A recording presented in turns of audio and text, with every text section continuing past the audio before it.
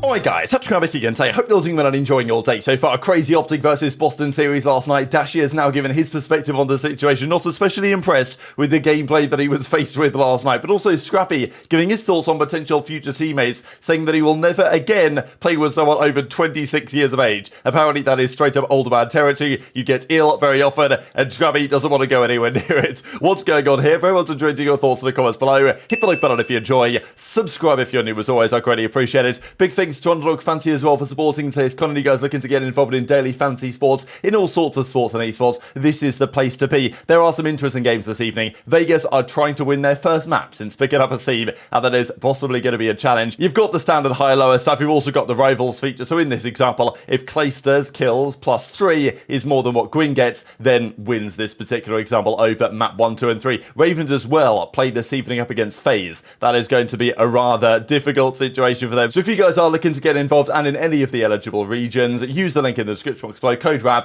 Any deposit will be a match up to the value of $100. Play responsibly, of course, if you choose to. And let's dive straight into the content, maybe, because, wow, speaking of Clay and the Ravens, they're in an interesting spot. Last week, we're pretty sure that Clay wasn't even there, and I imagine he's still dealing with house troubles. He's moving from Texas into North Carolina for Charlotte. You've got the Brian St. penthouse over there, but as Clay says, who do I know in Charlotte that has an extra bedroom for the month? Because it seems like Clay hasn't quite got that thing perfectly sorted. Now, in an ideal world, Ravens would be a great organisation, and they'd say, oh, no problem, Clay. We're going to get you your apartment sorted. We're going to get Brian Sage's penthouse. We're going to play out of this facility. But that ain't the reality of the world we live in, certainly on the Ravens side. So Clay's got to figure his own thing out, and maybe, I don't know exactly whether his plans fell through or something, and now he's got to stay in someone's extra bedroom. But yeah, if you guys live in Charlotte, maybe drop Clay a message, because this guy needs some help, it seems, at the moment. There was also a fair bit of reaction yesterday to the, well, Vegas Legion with the Asim team against the Atlanta FaZe. It wasn't pretty. Of course, there was a donut that came through here, like, replicating the Octane Classic from back in the day, and the overall series stats. If you guys didn't see them, it was right at the end of yesterday's video, so don't blame me if you didn't stick around all the way to the ends. These were the numbers. It wasn't great, to be fair. FaZe are now 5-0 this stage. Vegas won their first series of the stage, or they won one of their first two anyway, with Purge and Asim in the roster. He was then kicked out of the team, and since then it's not been especially pretty, and it just got worse and worse, honestly, as this series went on. Asim had a donut in the search, and Asim's numbers since joining the team, it just ain't looking especially good. So Vegas are now 0-9 at map count since making the roster change. Maybe they played a bit better. That's the funny thing, right? I actually think yesterday against FaZe was maybe the best they'd looked yet, which is pretty rough to say given they got 3-0'd in about 30 minutes. But like, genuinely, I think that might be true. So maybe there's some positive steps here, but wow. I mean, yeah, this team is not looking good. And the fact they've not even won a map is the ugly thing, just because they were looking with Purge like, I wouldn't say nailed on, but they looked like they had a phenomenal chance to make it to the World Championship. It's now looking far less likely, and I think there are multiple reasons why, and multiple problems maybe that Asim joining has somewhat exposed in the roster, but still, Purge was apparently holding things together, and maybe they want him back, but maybe they can't have him back, I don't know. And even Simp was commenting on this. He was asked by Ali, what do you think about the change, right? Would you have done it? Should they have made the move? Simp says, well, you know, I don't really know why they made this decision. I'm not in their camp, but they're just Vegas, baby. So they're going to get slammed regardless, and they're going to make poor decisions. This, by the way, is the donut crew on the season so far. Asim does have 2 donuts now, both against FaZe. Fame has one against New York. Nero's here as well. aBeZy has one. Envoy, of course, had one against OpTic this season. Clay had a funny one going 0-5. It's actually quite impressive to go 0-5.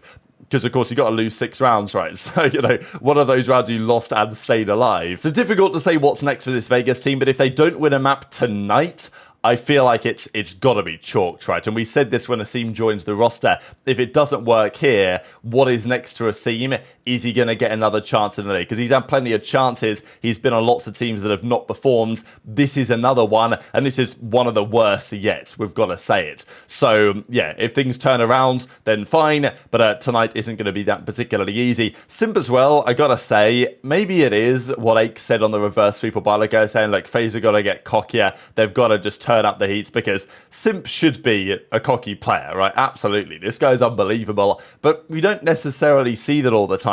But he was asked yesterday who's got the highest ceiling on FaZe, and he says, yeah, probably me. I feel like when I'm in flow state, I do absolutely everything, which is absolutely true. I'm a human UAV. If I'm gunning, actually no one could stop me, which, you know, is straight facts, to be honest. But it's maybe kind of scary for the league that Simp's like, yeah, you know what, actually I'm the best, and no one can get close. And Simp was also talking about the work that they're putting in right now for their Major 3 preparations, saying that nobody is outworking them, and it's quite clear that there is a sizable gap between where FaZe personally are and where everybody else is. Now, you go to a major event, there's 12 teams there.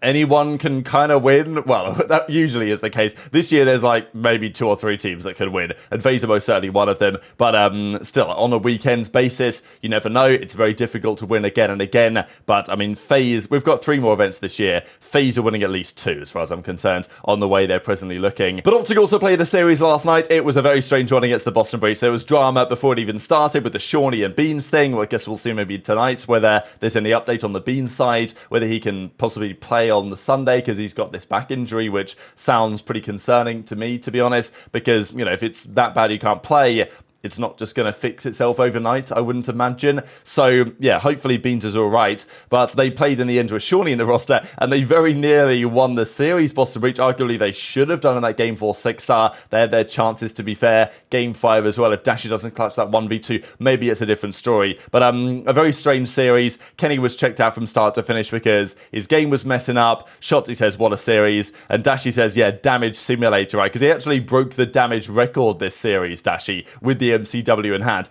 Didn't actually drop that many kills, which was kind of interesting, right? When you drop the most damage, you're probably expecting to have, you know, a performance that's right up there in terms of kill performances. The record this season is 115 kills in a series from both Gwyn and Snoopy now after yesterday's series against OpTic. But it was such a strange one, right? Because Snoopy broke the kill record, or tied it. Dashy broke the damage record.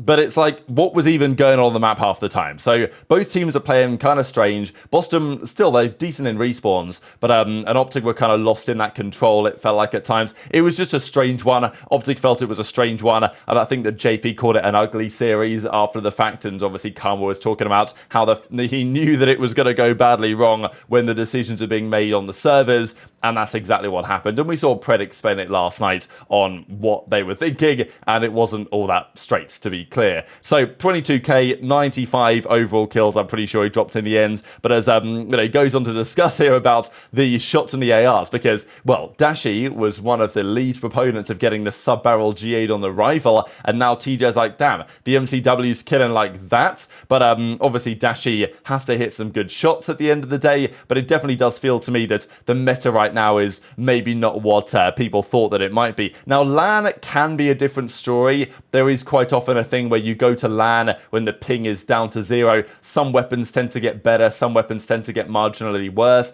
You can find that weapons such as the Rival, the guns with a higher rate of fire, online, the hit reg maybe isn't quite as good. A couple of bullets that you might expect to hit actually miss. On LAN, that doesn't happen as much, and therefore weapons with a higher fire rate can be really deadly on LAN. So it is kind of a general feeling that the Rival is even a bit better than the MCW, even in their current balanced state online. It's even a bit better on LAN, so we'll see how that goes. But also on LAN, the Rival might be better, but the game will play a little bit differently because you die faster, therefore you can't get away with as much running around corners, and the MCW, if it's posted up on a heady, then you can theoretically catch players off guard a little bit more. So I think maybe it'll balance each other out, and what we presently see in terms of the balance is probably very similar to what we'll see come the LAN environment, just because there's been some changes since the last major that we had. Kenny, of course, closed out the series, went straight to the cinema. I was like, yeah, I've had enough of this, and I think he got back and turned the stream on later in the night. The other clip that I wanted to share, though, before we talk about the series today, was this one here from Scrappy. This is a hilarious clip, and it's kind of funny to think that he actually might be serious about this, which I think that he quite possibly is, but he was getting clowned for it anyway. So Scrappy teamed once with Assault, I think probably the oldest pro that he's actually teamed with in challenges, and apparently he's too old. You were running Vanguard, bro. Adam, like I said, Adam Assault had 125 fever, and then that's the last time I'll ever play with a 26-year-old. So Jesus. And another thing is that's the last time I played with a 26-year-old. and then Javi gave up my front door. In 27. Yeah, no, Dylan, you're chalk. Dylan, you're chalk. Bro, what? Bro, they get sick easier. Like, just, No way you're saying 26-year-olds get I sick just can't. easier. Like, I can't with that, bro. No way. People's immune systems are Dude, not you getting should have weaker seen after him, bro. You 26. should have seen him. He was dead. He was literally dead. I looked over. He was dead. So I love the idea that Attach, who's like an absolute OG, won the World Championship in 2015 when he was 18 years of age. So Attach is, I mean, he's got to be 27 coming up on 28. Obviously, Scump retired. He is in a similar age category. Clay is obviously 31. And obviously, Scrap's not going to team with Clay. Like, he doesn't rate Clay. We know that to be true. There's been drama on that so far this season. But the idea that Assault is like, he's not 75, you know what I mean? Like, he's not at that point. He's 26. It's perfectly possible to be, you know, very healthy. And look, at the end of the day, it doesn't matter what age you are. If you don't properly take care of yourself, good nutrition, good diet, good exercise, all these other factors, you can get unwell. It can be problematic. But Scrappy seems to have in his mind that, well, I played with Assault once. He was the oldest guy that I teamed with. He was unwell, and therefore it was problematic for the guys. Like in that specific instance when they played together, they obviously came second at the Challengers Finals 2022. And therefore, we weren't happy with that. So Scrappy's mindset is he's only going to play with guys his own age. But once Scrappy gets to, you know what I mean? Like, Scrappy is probably still going to be in the league at 26, right? He's only a few years away, and theoretically, his career could easily last that long. So when he gets to 26, is he going to be like, well, you know, I'm washed up, I'm an old man, I'm going to have to retire because I won't be able to keep my health in check? Like, I don't really understand this mindset from Scrappy, to be fair. But it maybe does indicate something about what type of guys he actually would team with, because Scrappy's kind of clear that, yeah, I don't want to team with anyone too old. I think Dashy, just out of interest, right? Because there is maybe a world in which Scrappy and Dashy could team up. We talked about it in OpTic, we talked about it elsewhere as a possibility. And, you know, Dashy, I think, is my age. Like, he's coming up on 25, probably. So he's not far off what Scrappy's talking about, right? Even though they're good boys. In fact, I think Dashy turned 25 last month, possibly. So, you know, he's only 1 year away from not being able to team with Scrappy. It's like the Leonardo DiCaprio thing, right? Once you're 25, you're dusted. And I mean, that's the case here with Scrappy's teammates. So anyway, these are the games for tonight. Toronto play tomorrow in actually what might be the most interesting series of the rest of the weekends in Minnesota versus Toronto. But today we have this. Vegas versus New York. Yeah, I mean, please, Vegas, win a map. Like, I'm begging you. I don't think they will. Maybe they will. I don't know. It's tough to call, right? They've not won a map so far, and they've not won a map against OpTic, against FaZe, and against Surge. And New York are in a similar conversation to kind of those kind of category teams. So, yeah, 3 New York, I think. They did well yesterday, New York against Miami. Vegas did kind of look okay in the hard point yesterday against FaZe, so maybe there's something in that. But I can't possibly predict Vegas to win this series, and if they do, then New York literally are chalked. Ravens, FaZe, yeah, it's tough for Ravens, isn't it? Let's be honest. And Clay isn't even there or something, right? He's talking about trying to get a bedroom in Charlotte, and FaZe are absolutely all guns blazing. The most interesting series probably is the final one of the day, because OpTic had a strange series against Boston, but they didn't play their best cards, and they looked kind of, you know, discoordinated, uncoordinated is the actual word, more often than not in that series. They still got the win. Gorillas are a better all-round team, I think, than Boston are right now. They at least can win a Search and Destroy. Flames has a 2.1